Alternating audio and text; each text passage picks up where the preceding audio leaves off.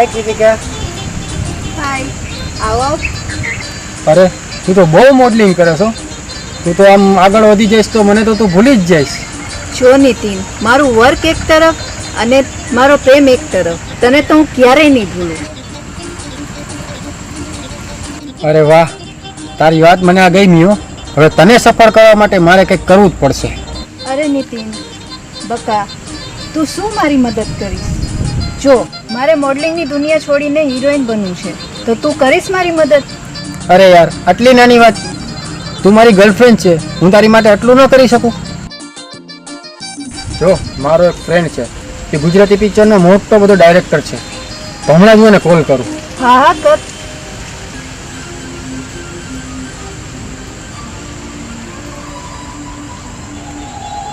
Hello, હા director સાહેબ, ક્યાં છો? હું મારા ફાર્મે જ બેઠો છું. બોલને, શું હતું?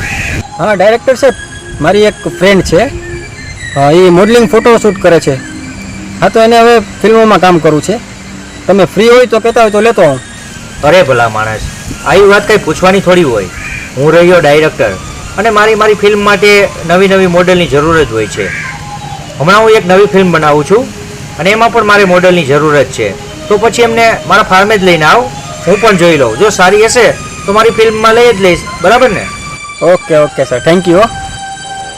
જો કૃતિકા, ડાયરેક્ટર સાહેબ રાહ જોવે છે, તો આપણે જઈ આવીએ એની આગળ.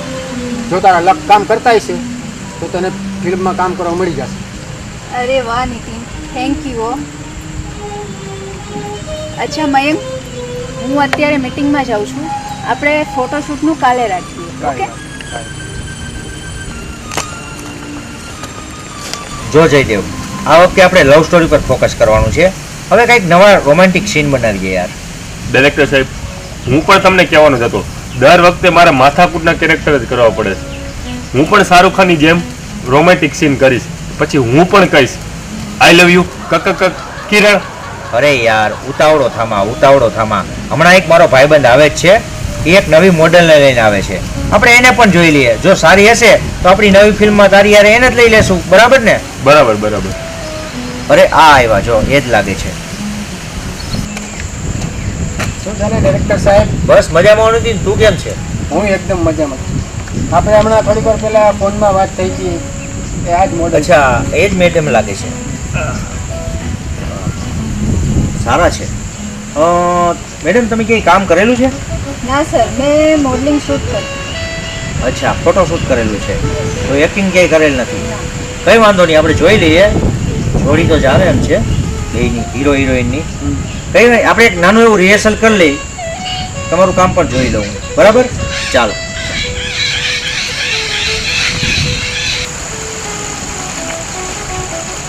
આપણે અહીંયા એક રિહર્સલ કરીએ નાનું એવું, બરાબર? આ હીરો છે, તમે હિરોઈન છો. હું ડિરેક્ટર એક તમને સીન સમજાવી દઉં, પછી તમે એને ફોલો કરી લેજો, બરાબર? તો આપણે અહીંયા કંઈક લવ સીન કરીએ છીએ. ડન? ઓકે ડાયરેક્ટર સાહેબ.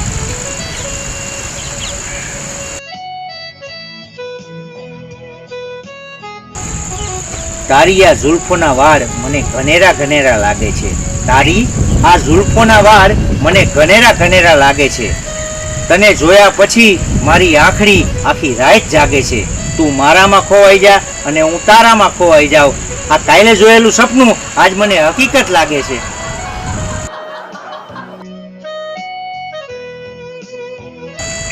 જોયું જયદેવ? હવે તારે આ સીન કરીને બતાવવાનો છે.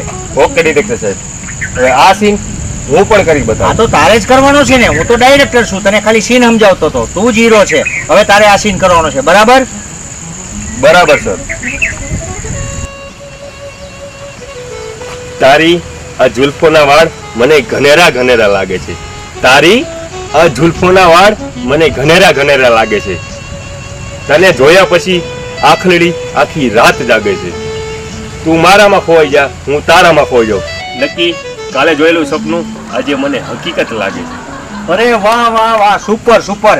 મારે જેવું જોતું હતું ને એવું જ તે આપ્યું. હવે આમ જો, તું મારો હીરો પિક્ચરનો ફાઇનલ અને તું હિરોઈન ફાઇનલ. આપણે આવતી 5 તારીખથી ફિલ્મનું શૂટિંગ ચાલુ કરી દઈ, બરાબર ને? ડન. Thank you sir. કેમ છો મિત્રો, બધા મજામાં છો ને? અમે આ વિડીયો માત્ર આપણા મનોરંજન માટે જ બનાવીએ છીએ અને અમારા વિડીયોની વાર્તા કાલ્પનિક છે, જેની કોઈ વાસ્તવિક જીવન સાથે સંબંધ નથી, એની નોંધ લેશો. અને હા, જો તમને અમારા વિડીયો જોવા ગમતા હોય તો અમારી ચેનલને લાઈક કરજો, શેર કરજો, કોમેન્ટ કરજો અને હા, સબસ્ક્રાઈબ કરવાનું તો ભૂલતા જ નહીં.